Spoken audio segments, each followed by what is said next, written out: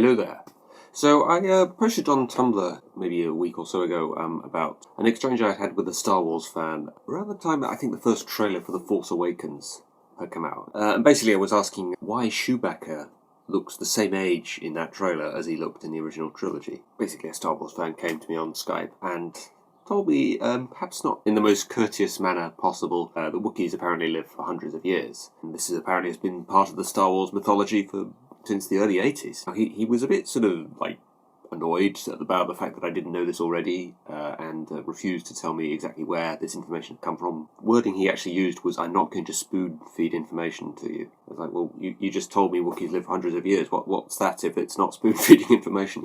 Just tell me where you got the information. That's all I really need to know. And again, to this day, I still don't know where that information has come from exactly. So if there are any hardcore Star Wars fans watching that knows where exactly it's mentioned in the Star Wars mythology that Wookiees live for hundreds of years, please do let me know. I know it's mentioned in Solo that Chewbacca's something like 190 or something. Yeah, I mean kind of before that, because he said it was something that had been around since the 80s or something. But anyway, this kind of got me thinking, because there's actually something in Solo that a lot of people who had just seen the films were kind of like, huh? That doesn't make sense. What's happened there? But apparently there's some other animated shows out there, the Clone Wars, and something else I can't remember the name of, that basically explain that. I won't say what it is, because the movie's still in theatres, so I don't want to spoil it.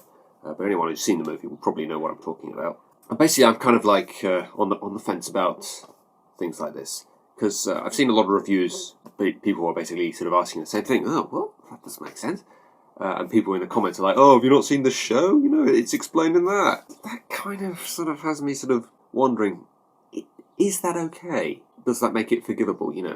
It's not explained in the movie, but it is explained in some other bit of Star Wars mythology. Now, if this were back in the 80s or even the 90s, I think I would be like, that's stupid. They need to explain something like that in the films. But in this day and age, when you have, Google, smartphones, computers, sites like Wikipedia, or, if we're talking about Star Wars, Wikipedia, where basically all this information is, right at your fingertips. You can type in any question into Google, or look it up on Wikipedia or anything, and there you go. In 2 seconds, there's the information you need. Because basically, that's what I did. As soon as I came home from watching Solo, I went straight onto Google and I was typing in to see if there was any kind of answer there, and there was. I found it in a minute. And I read through it, and I was like, okay, yeah. With that knowledge now, that does make sense. But a lot of other people are still sort of like, well, should you have to do that? They should really be giving you that kind of information in the film. And I can kind of see the point there. I mean, on the one hand, it's not like it's not explained at all. It's not like it makes no sense whatsoever. Had I gone onto Google and I had not been able to find an answer to it, I was asking around, people was like, no, it's never explained.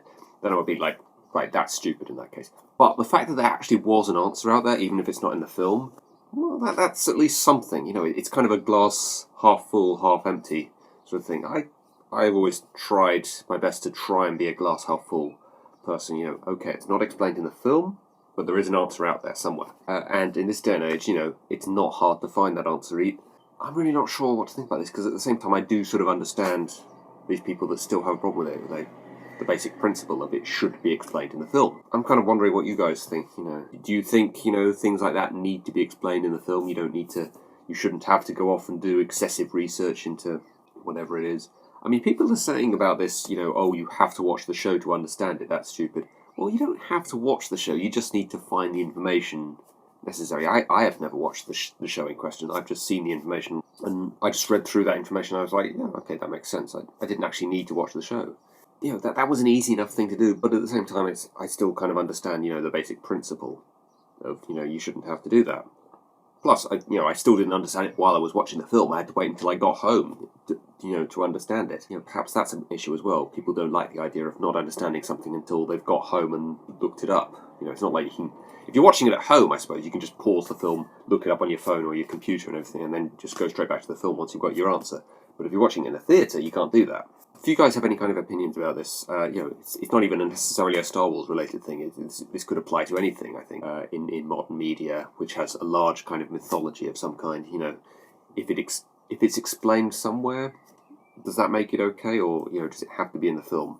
I'm gonna go know what you guys think. And Solo, by the way, I thought was not particularly good. It had its moments, but there were a few too many moments of oh look, it's that thing, and a lot of the time it was like, oh, that's how that thing happened, and that's how he got that thing. It's like, I didn't really need to know that. Really, it's not something I ever sort of wanted myself. But yeah, if you like Star Wars though, you'll probably enjoy it. It definitely feels like a Star Wars film, certainly. And it's not horrible or anything. It's not like, oh my god, I never want to see that again. Yeah, it's worth seeing, but it's not great. Anyway, that's that, guys. I will see you soon. Bye bye.